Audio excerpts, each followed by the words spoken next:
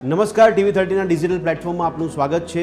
વાત ગુજરાતની અને દેશનું ભવિષ્ય એવા બાળકોનું આરોગ્ય અત્યારે ગંભીર શ્રેણીમાં છે। એક રિપોર્ટ સામે એવો આવ્યો છે કે ગુજરાતમાં કુપોષણનો શિકાર બનતી થઈ મહિલાઓ, સગર્ભા બહેનો અને બાળકોમાં સૌથી વધારે પ્રમાણ જોવા મળી રહ્યું છે।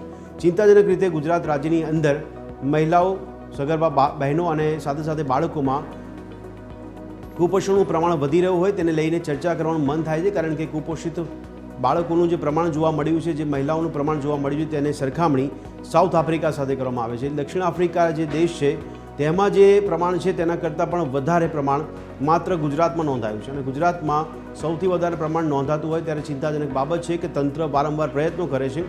કરોડો રૂપિયાનું બજેટ ફાળવવામાં આવે છે। દર વર્ષે એક આંકડો મળી રહ્યો છે તે મુજબ 12 થી 14,000 કરોડ રૂપિયા દર વર્ષે પરિવાર કલ્યાણ હોય કે પછી આદિવાસી વિકાસ માટે હોય કે પછી બાળકોના વિકાસ માટે ફાળવવામાં આવે છે અને આ ખર્ચો કર્યા પછી પણ અધધ ખર્ચો કર્યા બાદ પણ માત્ર ને માત્ર રૂપિયાનું આંધણ થઈ રહ્યું છે, પરંતુ પરિણામ નથી મળતું। તો સવાલ થાય છે કે તંત્રના પ્રયાસો કેમ નિષ્ફળ સાબિત થઈ રહ્યા છે અને સાથે સાથે કુપોષણના બાબતમાં જ્યારે સ્થિતિ જાણવાનો પ્રયત્ન કર્યો તેવું કારણ પણ અહેવાલમાં સામે આવી રહ્યું છે કે જ્યાં ફાસ્ટ ફૂડનું ચલણ વધારે જોવા મળી રહ્યું છે, એટલે કે સંતુલિત આહાર નથી મળતો, એમને ફાસ્ટ ફૂડનું ચલણ વધારે જોવા મળી રહ્યું છે।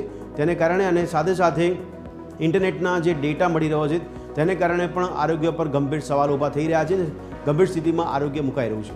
આજે ચર્ચા કરવાનો પ્રયત્ન કરીશું આપણે કે રાજ્યમાં કુપોષણનો શિકાર બનતા મહિલાઓ, બાળકો કેમ મોટા પ્રમાણમાં જોવા મળી રહ્યા છે, શા માટે આ પ્રમાણ વધી રહ્યું છે। સાથે સાથે માત્ર ગુજરાતની પણ સમગ્ર વિશ્વની અંદર ભારત એક એવો દેશ છે કે જ્યાં સૌથી મોટી ગંભીર સમસ્યા કુપોષણને માનવામાં આવી રહી છે। મોટી સંખ્યામાં જે નવજાત શિશુઓ છે તેનું મૃત્યુ થઈ જાય છે, કારણ કે તેઓ કુપોષણનો શિકાર બન્યા હોય છે।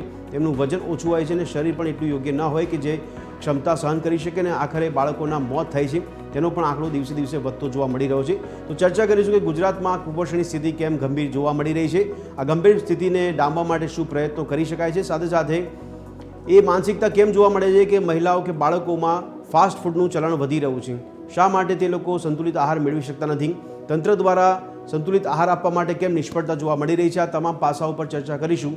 મળીએ રાત્રે 8 વાગે ચર્ચા છડે ચોકમાં।